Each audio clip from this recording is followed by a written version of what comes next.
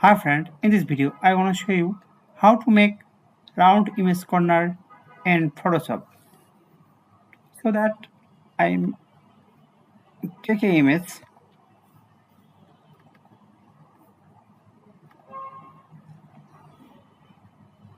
then double click here, then click layer, then vector marks, then reveal all. Here you select path.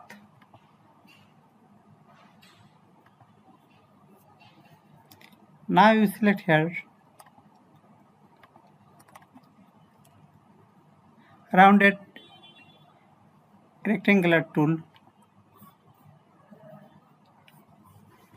In radius section you can increase or decrease, but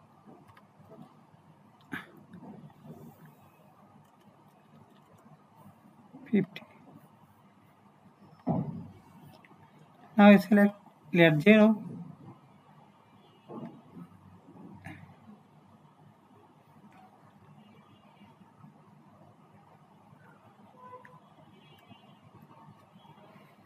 That's it.